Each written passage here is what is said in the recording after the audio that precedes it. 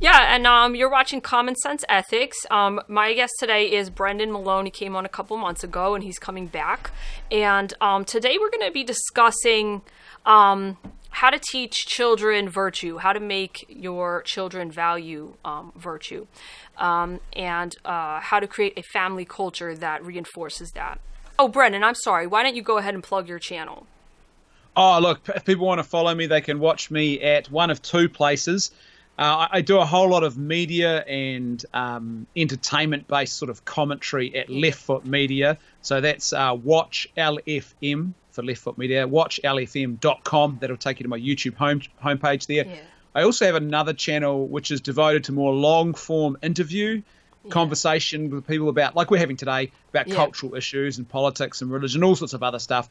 And you can find that, that's called Monday Night Live, and you can find that at mondaynightLiveshow.com, mondaynightLiveshow.com. Yeah, and his channels are great. I really recommend them.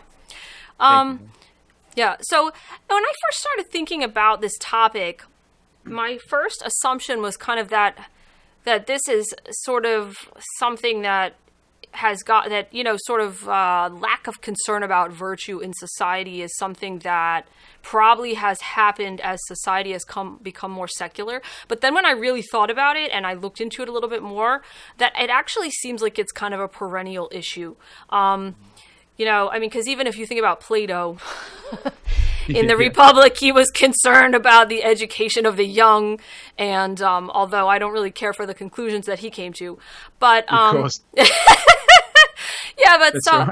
But at least in this context, right, in sort of a slightly more secular, liberal in the historical and philosophical sense. Can I say I think the big difference is that and this is something Hilaire Belloc wrote a great essay in the 1930s called The New Paganism.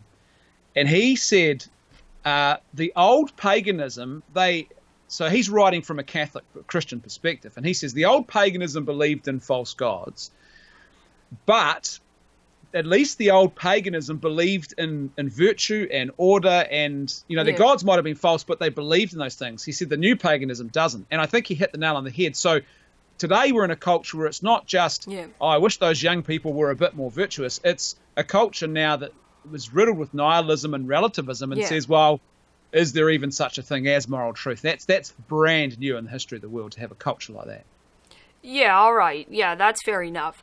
Yeah, but at least in a similar context, going back to the Enlightenment, you have thinkers like Locke and Rousseau who were thinking about these issues. So that's quite a bit of time. I guess Locke was writing in the 1680s, and then you have Rousseau who, a little bit more recently was writing about this. But so Rousseau thought that a parent's primary role is to be a buffer between their child and the culture. And so he described an insular and affectionate family that educated their own children as being the best counterpoison to bad morals. So his words. So this goes to show you that there's going to be negative aspects of culture really in any age. The challenges probably are different. And so if we think, for example, that our culture really, for example, tends to sort of marginalize virtue, or it pushes technology at too young an age, and so on, and these are some of the things I hope to touch on today, it's up to us as parents to be a buffer between our children and the dominant culture, rather than being an agent of that culture. When I think of an agent, I think of The Matrix. Yeah, I love that scene with Agent Smith. You help your landlady take out her garbage. I recite that to my kids from time to time. What I'd like to talk about specifically is that one way to sort of create a subculture, right, or an intentional culture for your family, is to structure that around the things that are important to you, and your values, and that can act as a counterweight to the culture that we find ourselves in. Yeah, I think so. And I think what you've got to do is, first of all, it's really, as parents, if you don't have a clear grasp of this yourselves already, you've got to ask those fundamental questions first. Well, what is the purpose of existence? What am I here for? A lot of people haven't even asked themselves that question in our culture. And then, because I would argue without that question, you then can't begin to answer, well, what might be meaning and where might I find that meaning? And then once you've answered those sorts of questions, then you can start actually bringing a culture into your own personal life, into your family life, that can then be transmissible to your children. And I think that's the essential component that's often missing. And it's not really because we don't want meaning. I think most people, we have a crisis of meaning in our culture. People are literally dying for a lack of meaning, and they want it. But I think what's happened is that in our culture, there's so many demands of our time, we're just so busy. And when we're not busy, we're told to stick in our earbuds and get distracted. So we're either busy, distracted, or sleeping. And when you're in that state, you don't ever stop to contemplate and explore the bigger questions of existence and purpose and meaning, and where might I find that meaning. And so people don't often even have a culture. See, I think probably a generation or so back, people imported that culture of meaning from their parents, and a lot of them probably would have been people who had a strong grounding in the Christian religious tradition. And so it just, even if they weren't going to church themselves, that just, they knew by osmosis what they'd learned, and they brought that into their family. Well, now we're another generation removed from that. And I think a lot of people don't know where to actually find those set of principles that are actually going to make for a meaningful life, a moral life, and are going to actually help, hold a family together and be a buffer. Yeah, it's tough. And I was going to mention sort of how busy people are, and how, how important it is to sort of be intentional about rolling these types of things into routines and traditions, and, that can reinforce, whatever your values are as a family. But, so let's define some terms first, because I usually like to do that. So American Heritage Dictionary defines culture as the arts, beliefs, customs, institutions, and other products of human work and thought considered as a unit, especially with regard to a particular time or social group.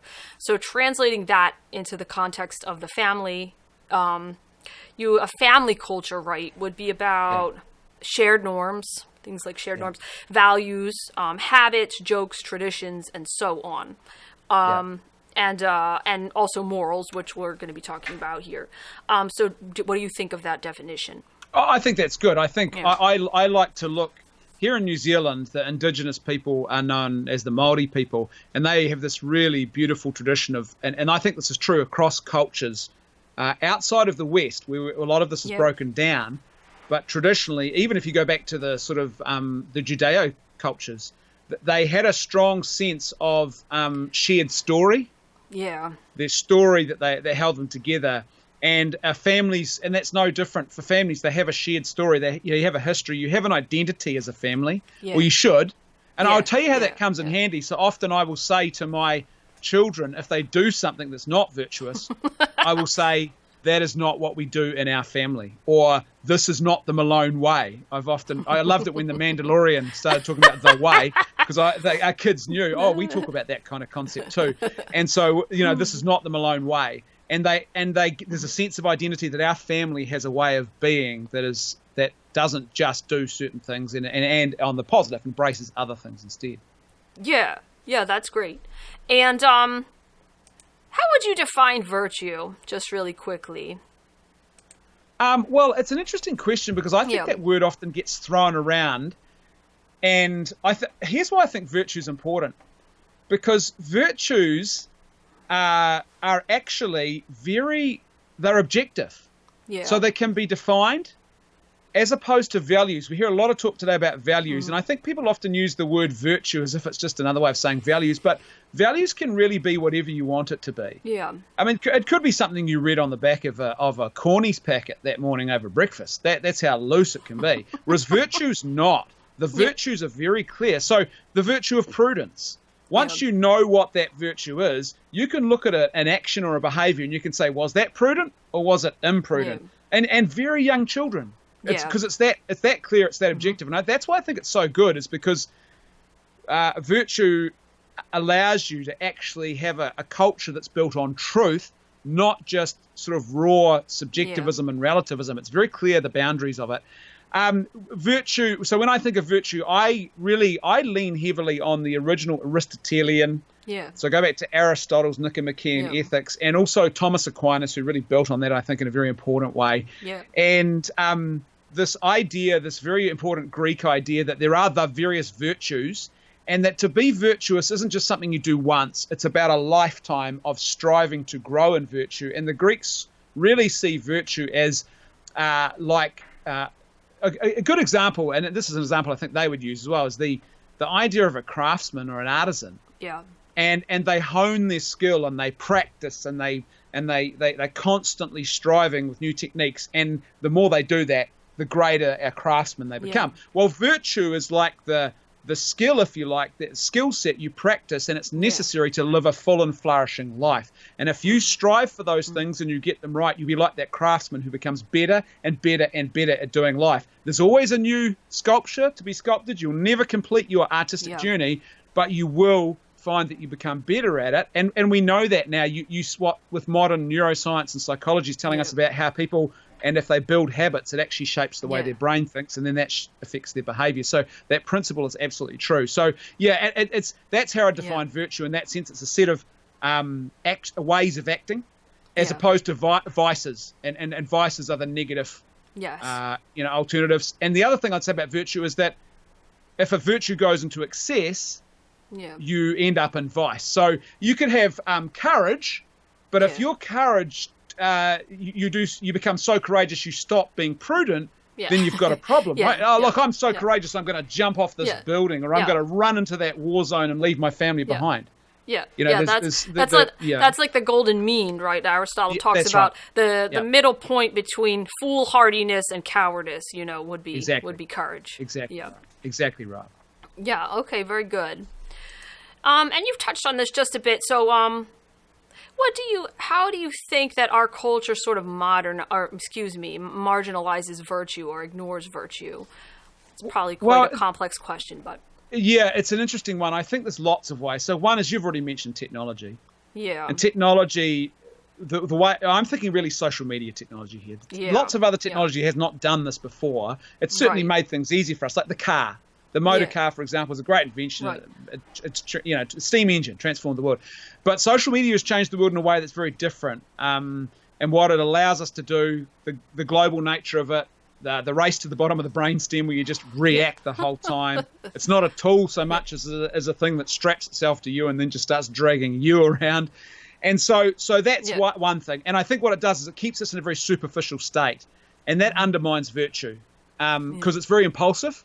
A life driven by passion and impulse and reactive things is not a life of virtue. It's just going to be dragged along by whatever desire or passion happens to be strongest. Whatever urge you have, you'll follow. So that's one factor.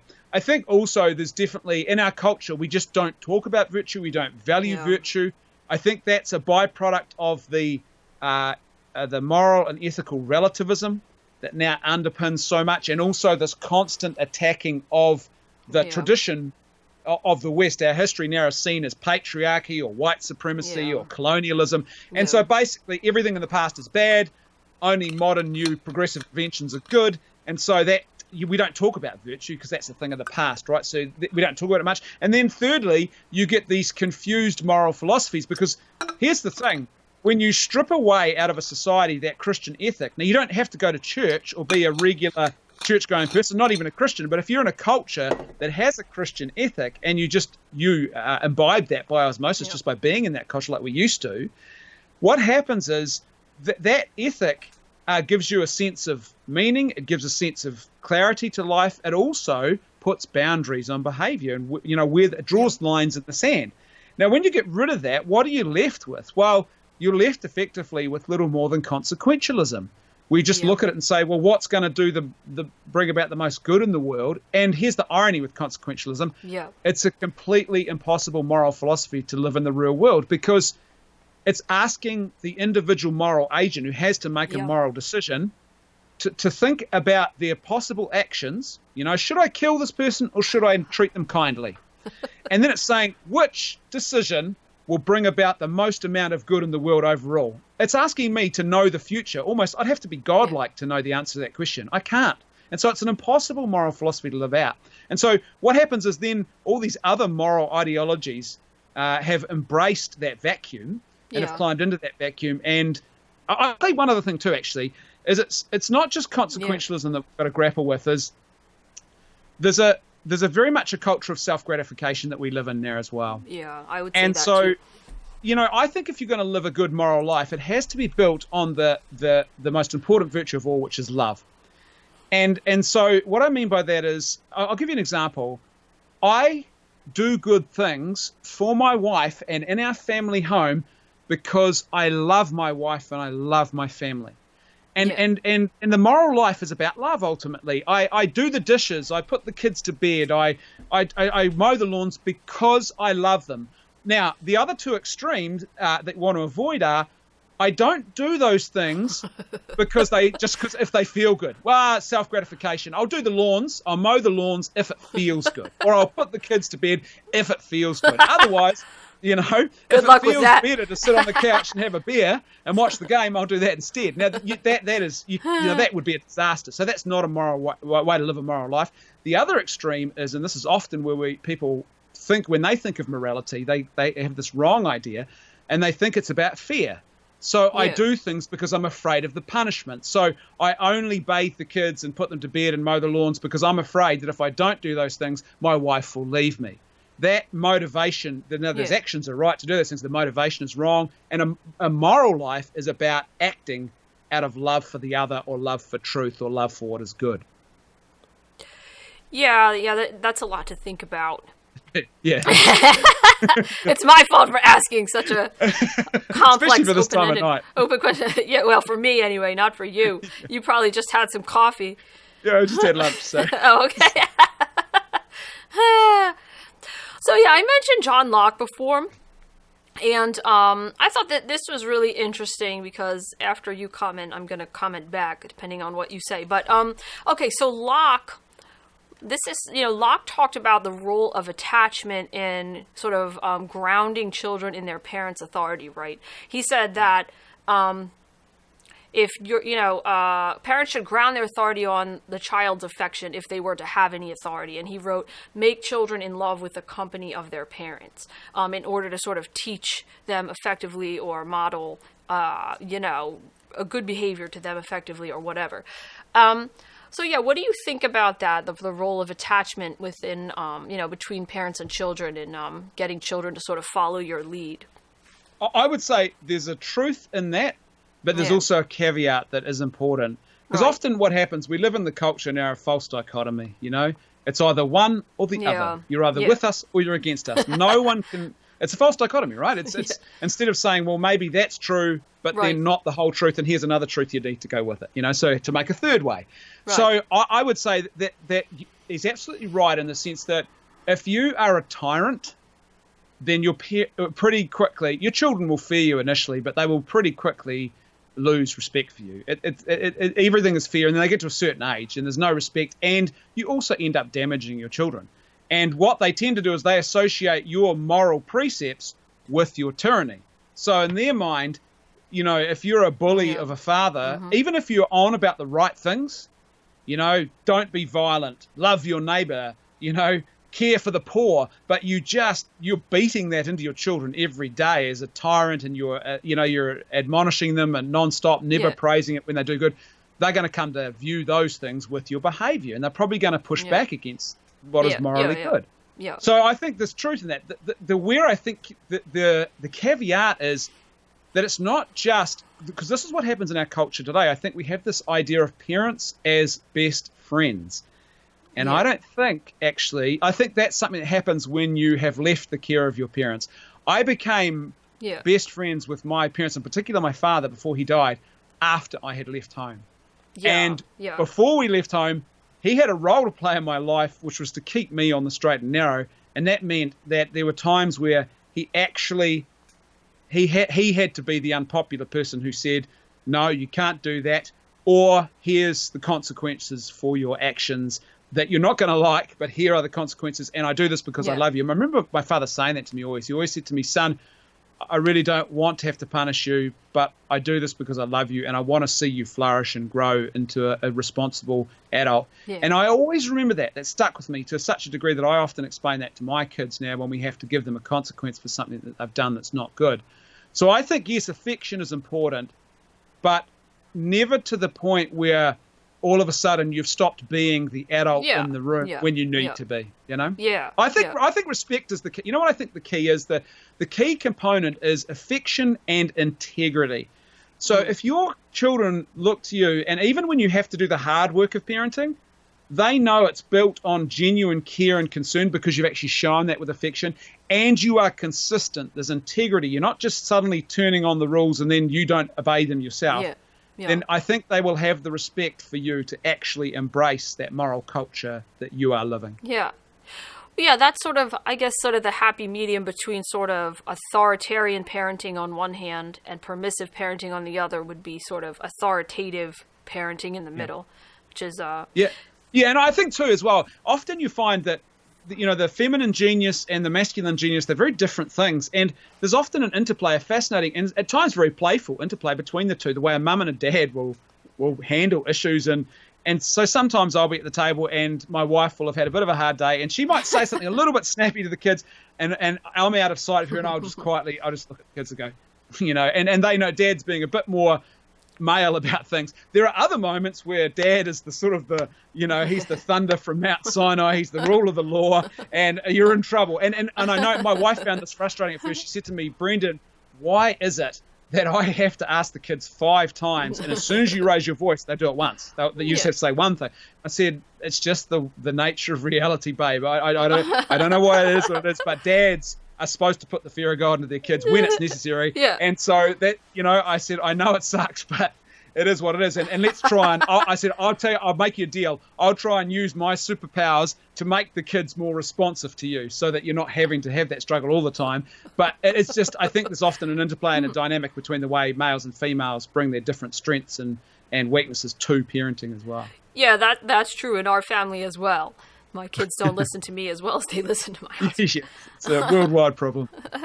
But yeah, you know, I just finished reading, I wanted to touch really quickly, I just finished reading this book, which it's called Hold On to Your Kids, Why Parents Need to Matter More Than Peers by Gordon Neufeld and Gabor Mate. Gordon Neufeld is great. Yeah, he's great. Yeah, and, you know, it sort of, you know, answered a lot of questions for me that I had about sort of, you know, like the corrupting influence of peer culture that I had. And I kind of think of that in a way, that's what Locke was referring to, because he was talking about it in a similar context about, and this book, their sort of main hypothesis here is that, that kids can get attached to other kids, you know, and that's bad. It's not to say that peers are bad or that having friends are bad, but they said that the primary attachment should always be between parents and children.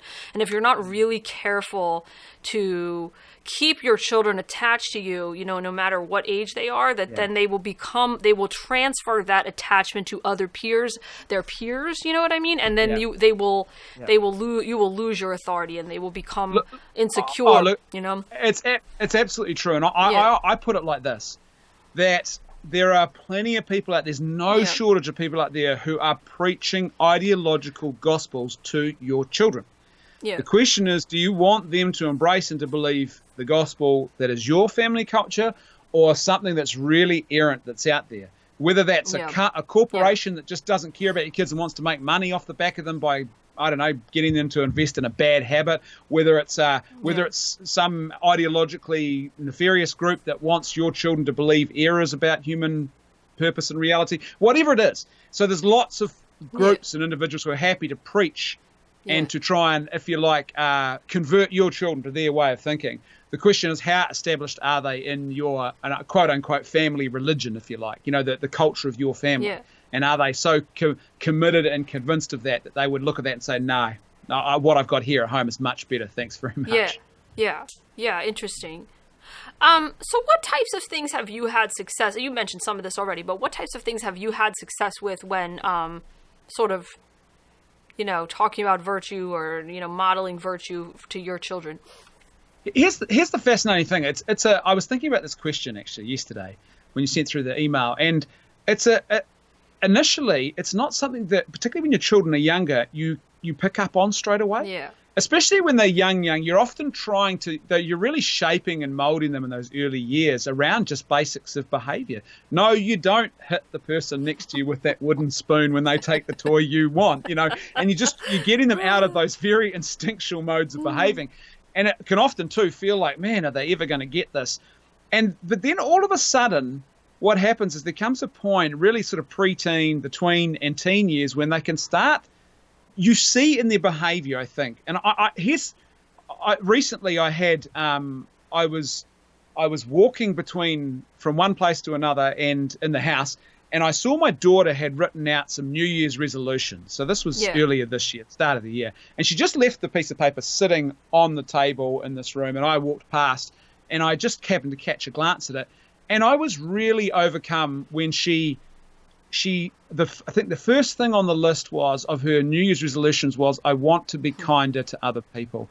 And I thought, that is so beautiful. And I told my wife, I said, that's a real testament. We didn't know that was going on, but she has seen and embraced something that we've been able to teach to her. She also did something else. Last year, of her own volition, there was a big moral, social issue that was going through our political landscape, the issue of abortion. And she went, and of her own volition, she wrote a lengthy email. How old is she? So she's just turned 13. She was 12 at the time, and she wrote the letter. She wrote a letter to our Prime Minister explaining our family's pro-life views, and it was so well written, and it was about 2 or 3 pages, and she talked about all sorts of stuff, the ethical question, the pressure on women, the harm to women who've experienced abortion. It was so beautiful, and we didn't ask her, we didn't tell her, she just went and did it. And then I saw her at another event, a public event after that, where some people turned up on that same issue, actually, who were in a completely different, they were there to counter protest this event. Yeah. And she just had a conversation with them. And she walked, I said, "Where's Lucy?" And my wife said, "She's over there." And I came back, she said, "Here's what I told them, Dad." I couldn't believe it. She laid out a really logical, articulate moral case, and with these people, and explaining why their positions were, what the logical flaws were. Now, we've never sat down with her and taught her, here's the logic of that position or that ethical thing. We've never sat down and explained that you should write letters to the Prime Minister or anything like that. She did that, though, because I think, and this is a key thing for our family, is we think that role modeling that virtue and also talking about it when the opportunity is appropriate and arises is what is key. And then what happens is your children, I think the biggest thing is role modeling. If you just talk and your behavior doesn't correspond, they're not going to believe you. And I think that's been successful for us, is it's not just telling our kids what virtue is. So you need to do that, have these little moments where you say, well, that wasn't a very courageous thing, or that wasn't prudence, or that wasn't love. Yes. But also, if they see it modeled in their family life, the way we treat them, the way my wife and I treat each other, that behavior is the behavior that they actually start mimicking, really, and expressing into the world around them. Yeah, that's great. And I was going to say, you did one of the things that I try to do. My kids are younger than yours, but my son is 5, and with him, one thing that I try to do is first name the behavior, but in sort of a in a non-accusatory sort of way, say, hitting someone next to you with a spoon hurts, What do you think you can do to stop that? Do you think you can use your virtue of kindness, or you can be more kind and not hit, or something like that? So you name the behavior and then name the virtue associated with it. That's good. Yeah, that's really good. And I think the other thing too is, I talked about this earlier, where we talk about this is the Malone way, or that's not the Malone way. And sometimes that's a positive thing. So, I was telling a story about my father once, and my kids said to me, "Why did Pop do that, Dad?" And he'd actually stood up at his workplace. My dad had a bit more of a rough upbringing, and in his workplace, it was a bit more isolated. He was working in the forestry, and he'd stood up against a bully, and it was dangerous because this guy had done serious physical harm to other people. And my father was a very, very clear, as a simple guy, left school when he was very young, but he had a very strong and clear moral compass. And he knew that was wrong, and he also had the courage to put himself between the bully and the person. And that resulted in a situation where this guy was threatening. He came back with a gang, basically, and tried to break into his forestry hut that night. And my father used to tell the story. He was sitting there with the door closed with a shotgun, and he said, he just yelled out, first two through the door, get it. And the bully yelled out. He said, well, you know, you can't get all of us. And he said, doesn't matter. The first couple will be fine. And they just left. Now, my kid said, why did he do that? And I said, well, this is the Malone way. There was this guy was using his strength to do harm to other people, and that is not a morally good thing to do, and that's not the Malone way. And so, you know, that whole concept of the Malone way, and this is what our family does, they have a sense of, we do look out for the vulnerable. We use our strength at the service of good and truth, not for our own gratification and not at the service of vice, you know. So that's a big part of that as well. I like that story. Yeah, it is. He had plenty of those. Yeah, so moving on a little bit, I guess now this is debatable, as most things are, but you could argue that one of the positive roles of culture, right, is to provide us with sort of time-tested ways of dealing with issues and problems. But you could also argue that when societal change happens too quickly, that we sort of lack tools to deal with the change. And I think, and sort of then we have to then take it upon ourselves to sort of find ways of dealing with this or deal with the fallout. And I think actually we mentioned social media, and I think that social media and sort of the rapid growth of technology are some of the things that we, both as people and as parents, are really have yet to fully figure out how to use in a healthy way, and how to, you know, at least for some of us. And so what do you think about this issue of access to social media and technology for kids, and, you know, okay, can you save that question, take a step back, and I would say, yes, culture, but the right kind of culture is the defense, if you like, and what's essential to that culture is tradition. Yeah. And what tradition is, G.K. Chesterton referred to tradition as the democracy of the dead. It's how dead people get to actually have their voice still today. We listen to their wisdom, we inherit from them what is true and what is good, and we keep doing it. And when we sever ourselves from that, we're in trouble. So tradition, and tradition that is built on truth, that you build a culture, that into your culture, and you have that bulwark against a constantly shifting modern world. Now, Zygmunt Bauman, who's a Polish sociologist, he coined the phrase liquid modernity.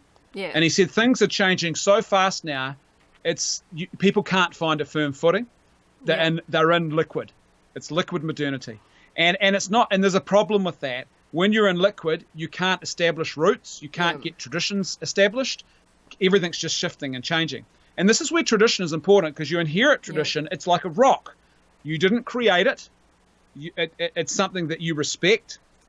And it's something that also you cling to when the storm is blowing around you, and it's you know what I mean. And that's an essential component of this, I think. And so I would say that a culture that doesn't have any sense of tradition is a culture that is susceptible to whatever is driving the culture of the day, whatever trend, whatever fashion. And as soon as that trend or fashion changes, you'll be in trouble, because you won't have anything else that's steering you through that, and you're stuck in a very superficial place. So whoever controls, I guess, the superficial in your culture will end up controlling you and your family. So I think that's an essential component. Yeah. Now, the social media question, absolutely, we need to have and be parents. This is one of those moments where parenting requires us to be the adult in the room, even when it's not popular.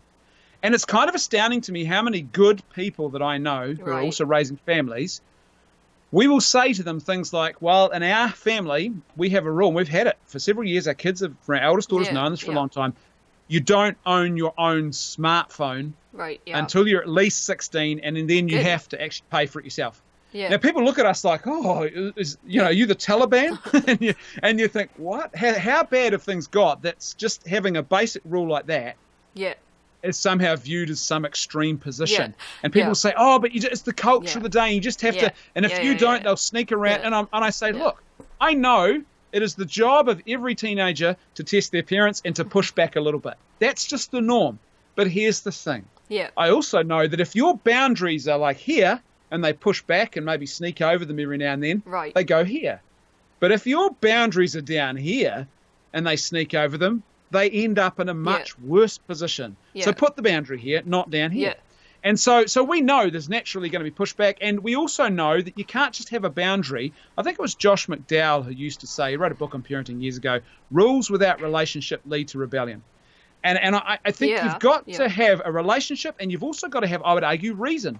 Yeah. So we explain to our daughter, and now the others are coming up behind her a bit older as well, when they get to that age where they can grapple with reasoning why things are the way they are. We've explained why we have that rule, and not just that, but we also enshrine the opposite behaviours. So, we say, look, we want to limit the influence of technology and social media in your life right now so you can get your brains formed properly, and before the synaptic pruning happens, your brain and your attention spans, everything works like it should. And then when you're old enough and you have plenty of time to muck around with that stuff, then you'll be better off, and you will be better than your peers. You'll be able to communicate, for example, and maintain eye contact. A lot of people can't do that today because of this, right? I like that line of reasoning, Yeah, and so that they understand that. And then also we say, right, Katie and I, we made a decision, well, let's not just limit the negative culture we don't want in our family home, so excessive technology, let's enshrine the positive culture we do want. So what's part of that culture? Well, I would say reading books is the opposite to constantly scrolling Facebook. Yeah. So every Wednesday or Thursday night in our house is book club night. And around the dinner table, everyone from our youngest daughter who's just turned 5 right up to mum and dad goes round the table and takes a turn to say what book they're reading, what characters in it, what they're enjoying, what's it about, and everyone. And now the kids will say, hey, it's book club night, and they want to tell you what they're reading.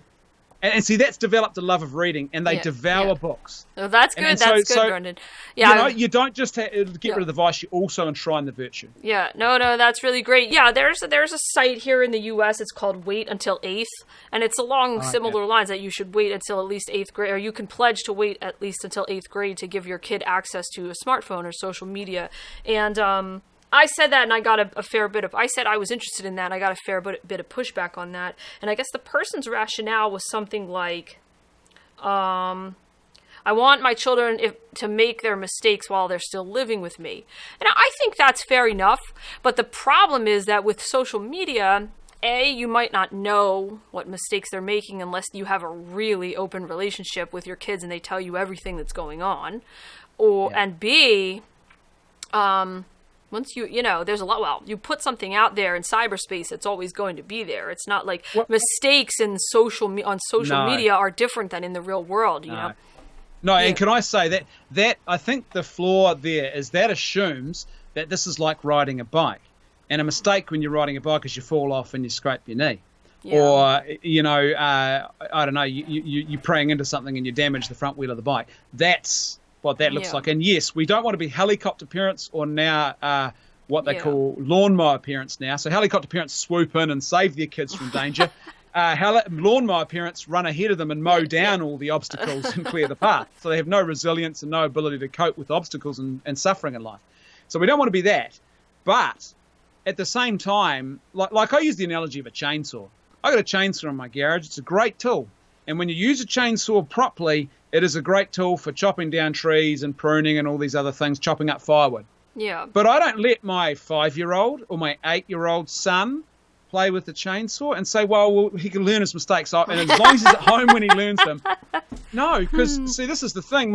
You think about social media, brain development doesn't stop developing until about 25 for boys, somewhere around 23 for girls. Right. But, that social media and device usage has an impact on that.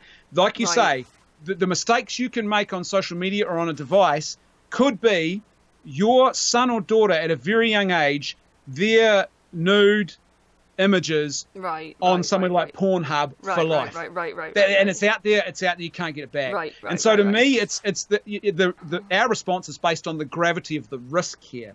And so, we want our kids to learn the mistakes, as many as they can before they leave home. But also, there are some things that they're not ready for yet. And so they have to learn those mistakes outside of home. And here's the thing. If you parent them well and you give them all the other skills they need, then guess what? When they get that first device and they're a bit older, they'll be more equipped, I'd argue, to actually probably even avoid the mistakes, let alone have to make them. Because my dad used to say, life's too short, to make all the mistakes yourself, learn from other people, you know? Yeah. So, Yeah, that's after Socrates. Socrates said something quite similar.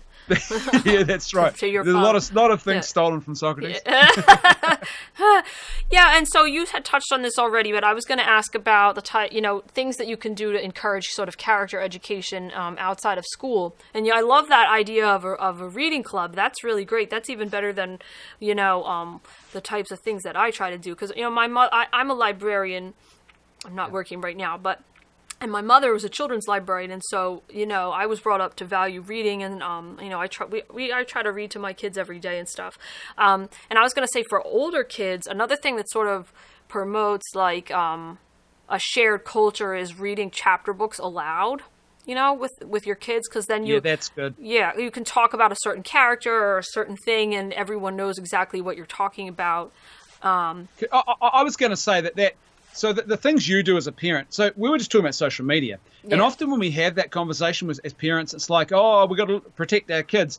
The thing that most parents forget, though, and I'm always challenged about this myself, is how much is our social media as parents actually robbing our children of us? Yeah. So we're perhaps our younger kids don't have devices, but we've become addicts ourselves. Yeah. And so in those moments when we should just be doing things in life, and the kids are learning from us by getting alongside us in a garden, or reading a book with us, or fixing a chair, or whatever it might be, they're not happening because we're stuck in the social media world that's got us, and so we're not there with them. So I think the more we can do with our kids, the more they learn and understand why mum and dad do certain things.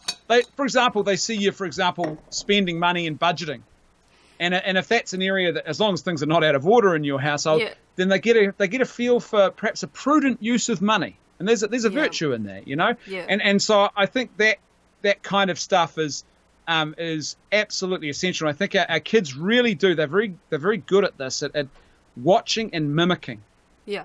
And seeing what we do, and really learning from that, or picking up vices based on what we do as well. But I think that time with our kids, I think, is absolutely essential. And I think the other thing too is think about entertainment medium. So our kids read a lot of books, and particularly our oldest daughter, she devours young adult fiction. But a lot of young adult fiction, we've discovered now, is just full of garbage. Yeah.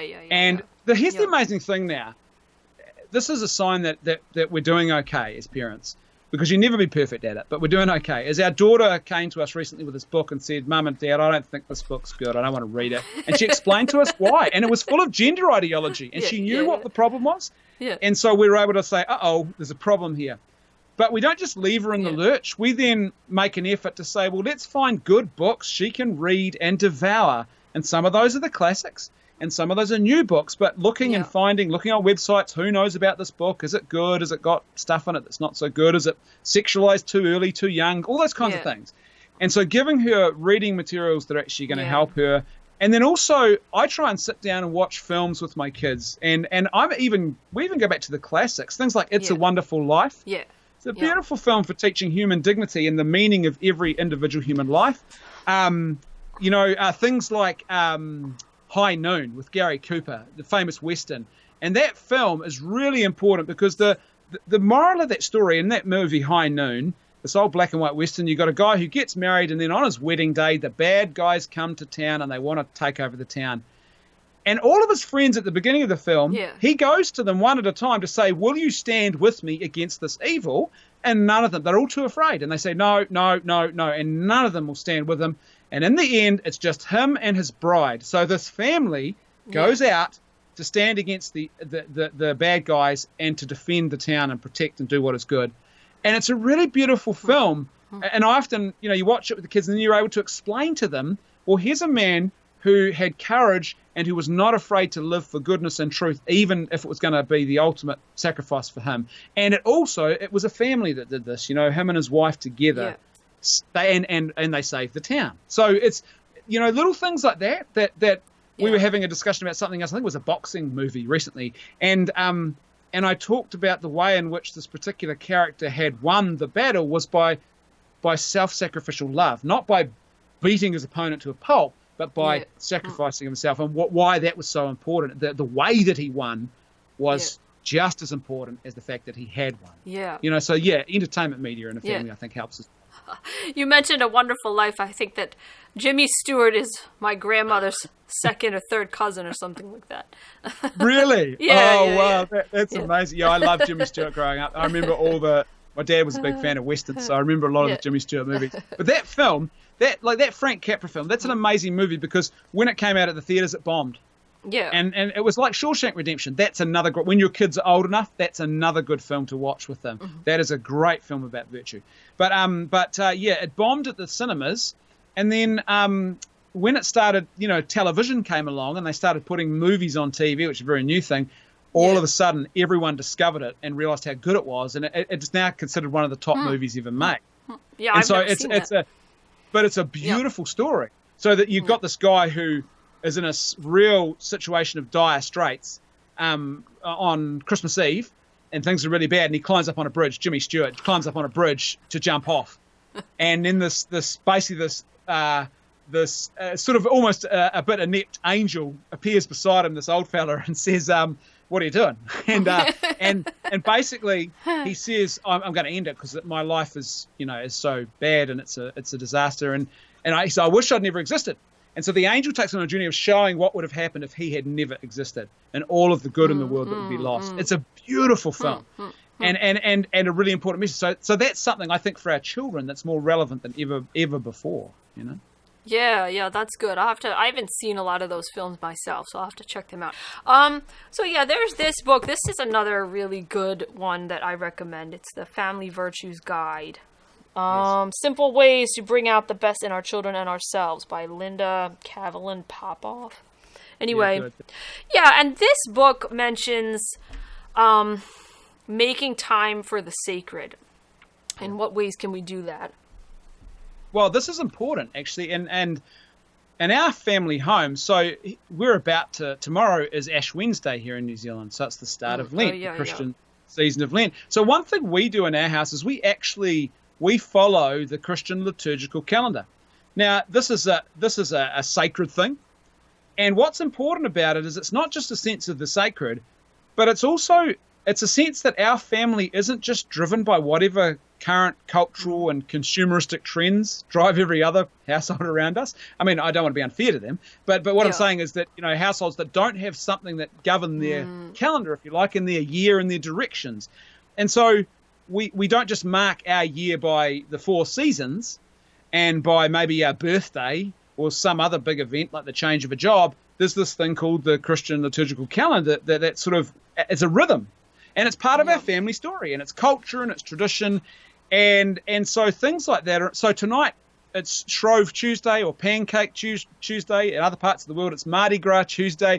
And the tradition there is that you got rid of all of the fat and the sugars in your house, and you just went wild. And then the next day you're into Lent. And so our family tradition is we have pancakes for dinner on Shrove Tuesday, and then we do the whole Ash Wednesday thing.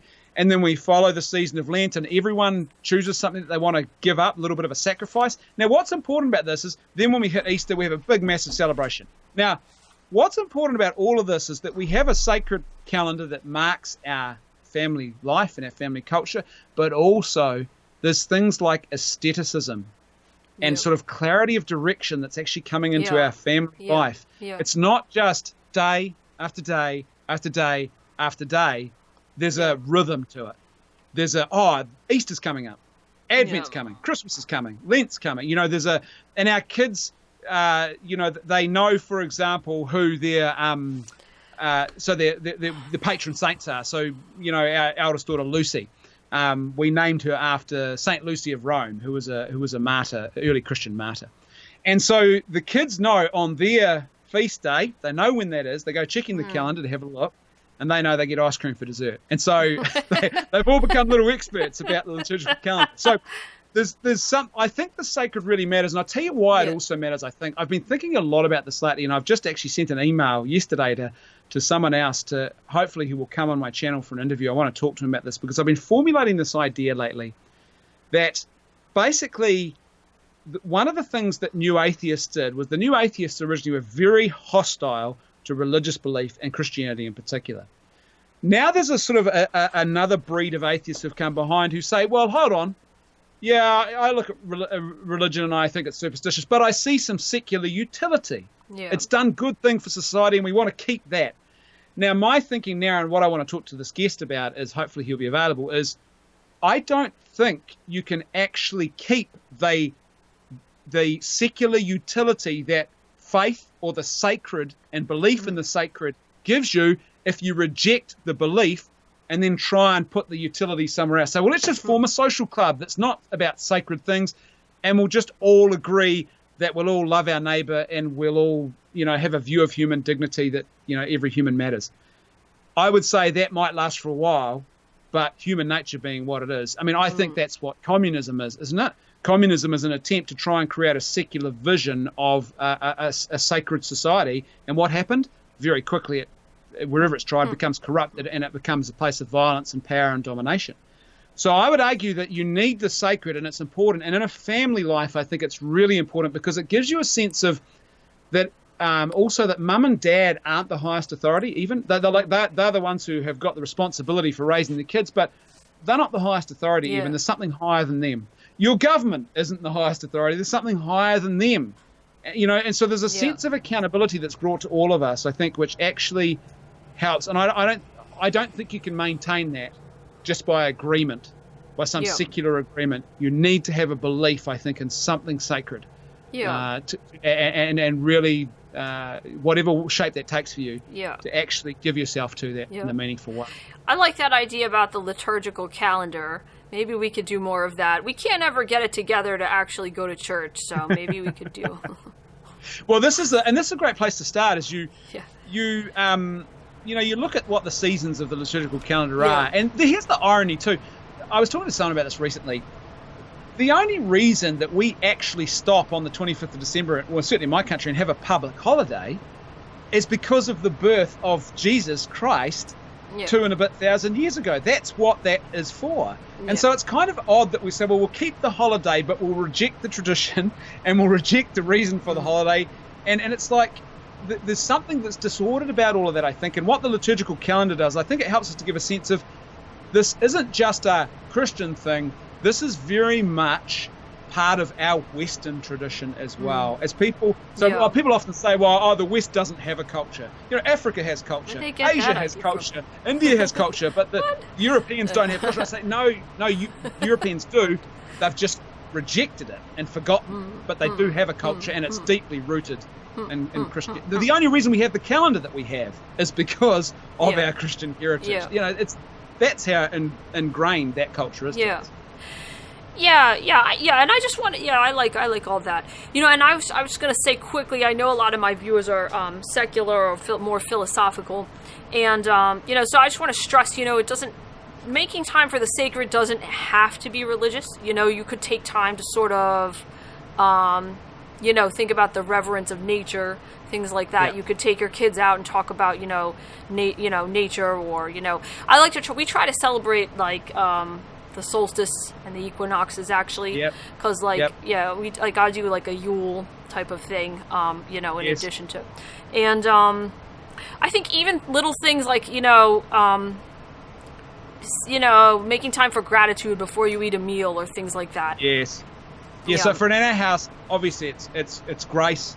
We're not just because we're good Irishmen, but we're also that Catholic Christian tradition. Grace is important, but it's also, I think, here's one thing too I think that's worth considering, because we hear a lot about the sacred in our culture, and often what people mean is sort of vague New Age spirituality type stuff. And I would say the question to ask is, what am I contemplating? So I think it's more than just emptying your mind, and that's often mindfulness, just clear your mind, and it's like, I think there has to be an object of our contemplation, and ironically I think the pinnacle of the pagan Greek philosophers, like Aristotle, I think they would agree with that. There's got to be something you give yourself to. It's not simply a matter of sort of just mindlessness. And often our culture thinks of sacred in that way. It's just sit quietly and look at the ocean, and it's like that's a great thing to do because that's rest. And rest is important in a culture that's constantly minding business. But sacred is about thinking about something bigger, something more meaningful. And really it's going back to that question where I started. What is the meaning of my existence? Why am I here? is there an ultimate end to all of this? Then I need to start asking questions about what that might be. And I think that's where you get a grounding in what is things that are sacred versus things that are just perhaps quiet or a bit less busy. Yeah, very good. Well, I guess that's a good note to end on, since we have a hard stop here. But unless there's anything else that you want to say, anything else that we forgot. Here's what I'd say. I think and this is what we try and teach our kids, is that the pinnacle of virtue and the pinnacle of a moral life is the law of love, I would argue. And that willingness to commit yourself to total self-giving love. And here's the thing, in a family, that is often the most boring and most challenging thing to do. I often say to people, it's that you have to keep doing it day in and day out. It's not glamorous, and no one is around to see you do it. So at 2 a.m., when one of my kids, young children, are screaming out, "Mom, Dad, come and give me a drink of water," and it's like 2 a.m. and you think, man, you guys can do this yourselves. And in that moment, you've got a choice. Yeah. Am I going to love? and the question I ask is, how can I love more fully in this moment? And so I can lie there, do my best plank, pretend that I'm asleep, hope my wife thinks I'm asleep, and then she gets out of bed and deals with it. Or I can listen to that little voice saying, "Don't be a bum, Brendan, get out of bed, love your wife, love your kids, stumble down the hallway like a zombie at 2 a.m. What's going on, kids?" Now, it's not glamorous, it's not perfect, no one's there to see it, and no one's going to be writing a book about that or making a movie, a biopic about the man who got out of bed to his kids at 2 a.m. It's not glamorous. But you know what? You commit yourself to that, and you actually, that virtue of love, that self-giving love for self-sacrificial love for another, you grow in ways that you never thought possible, and it's truly transformative. And all of a sudden, that starts to give you, I think, a sense of discipline and direction in other areas of your life as well. It's so important. And you know what? We live in a culture today where everything's about the big celebrity, about the dude who's writing the best self-help book that we should all be following. I love lots of what Jordan Peterson has to say. But I know there's a lot of people who tend to put him on this sort of guru type pedestal and think, well, I've got to be like that to be effective. I've got to be a household name. No, I think it's the only household name you need to worry about is, do you have a good name in your own household? And I would argue that, to quote from that recent film by Terrence Malick, a great film called A Hidden Life, true story about a guy called Franz Jägerstätter, and Terrence Malick is a great filmmaker. He made The Thin Red Line. Some of your viewers may have seen that. Tree of Life was another one, Brad Pitt. Now, Franz Jägerstätter, true story, Austrian Catholic farmer. He is drafted, conscripted into Hitler's army, and he says, no, I can't do this because I'd be betraying what is true and what is good. I'd be betraying Christ if I went into the army, because I would have to sign an oath of loyalty to Adolf Hitler, and I know what he's doing is evil, and so no, I won't do this. He's got a wife and 3 young kids. People in his village, even in his local church, they say, "You're mad, just do it." And he's like, "No, I'd be betraying what I know to be true and what I know to be good to do this." Now they come and they arrest him, they beat him, and they eventually kill him. And it's a beautiful, powerful film. Now it's called A Hidden Life, and at the end of the film, there's a quote that appears on screen from George Eliot. Was the pen name of Mary Ann Evans. And in Middlemarch, she writes this great little statement in Middlemarch in that book about, basically I'm paraphrasing it here, and this is where the title of the film came from. If it wasn't for the fact that there were all these people who lived a hidden life and who now lie in unmarked graves, things would be a lot worse in the world right now for all of us if it wasn't for those people. In other words, the virtue that you practice when no one else is watching and you're constant at that hidden life will change the world, and that will just transform everything. And that's how you change a culture, by people living that hidden life. Yeah. That's great, Brendan. Well, thank you so much. It's great. You've given me a lot to think about. Always happy to come on your channel. I love it. Oh, well, thank you so much.